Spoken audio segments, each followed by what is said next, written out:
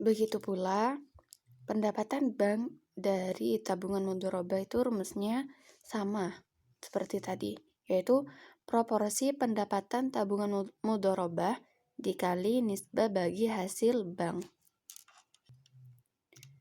Di lapangan, para praktisi, khususnya marketing bank syariah, itu menghadapi kesulitan untuk memberi penjelasan kepada calon nasabah investor mengenai gambaran perkiraan return masa datang yang akan diterima apabila calon nasabah berinvestasi di bank syariah dalam bentuk investasi tabungan maupun investasi deposito.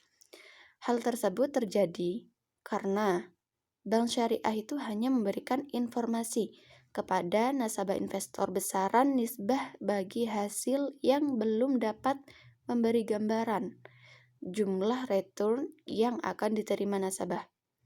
Karena pendapatan bagi hasil itu sesungguhnya hanya dapat dihitung setelah pendapatan real setelah direalisasi.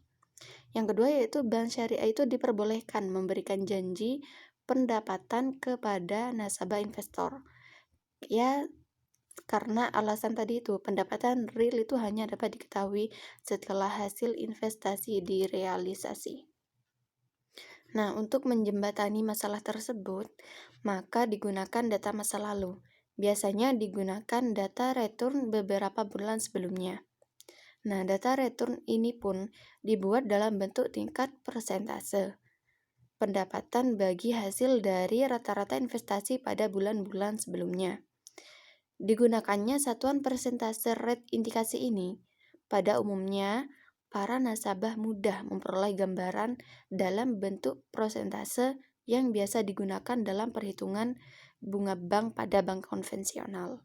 Sehingga istilah yang digunakan oleh para praktisi bank syariah itu menyebutkan equivalent rate, artinya jika pendapatan bulan sebelumnya dengan bagi hasil tertentu, maka apabila dihitung dalam bentuk persentase bulan sebelumnya dengan bagi hasil tertentu, maka equivalent rate itu adalah sebesar sekian persen.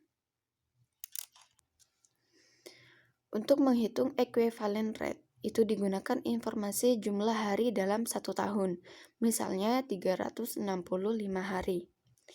Dan jumlah hari dalam 1 bulan, misalnya 30 hari. Nah, perhitungan equivalent rate itu sebagai berikut. Equivalent rate sama dengan pendapatan nasabah dikali 365, yaitu hari dalam setahun, dikali 100%, dibagi saldo rata-rata dikali 30, yaitu 1 bulan.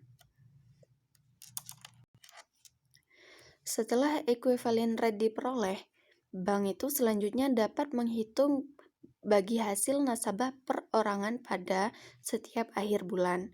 Nah, rumusnya sebagai berikut. Bagi hasil nasabah sama dengan saldo rata-rata nasabah dikali 30 hari dikali equivalent rate per 365 hari. Nah, misalnya nih, Hanif sebagai nasabah tabungan mudharabah memiliki saldo rata-rata pada bulan Januari itu sebesar 1 juta. Maka perhitungan bagi hasil yang diperolehnya yaitu sebagai berikut. Bagi hasil Hanif sama dengan 1 juta dikali 30 dikali 2,43%. Nah, 2,43% ini adalah equivalent rate. Lebih jelasnya bisa dilihat dalam makalah yang saya tulis. Lalu per 365. Hasilnya adalah 1997. Jadi,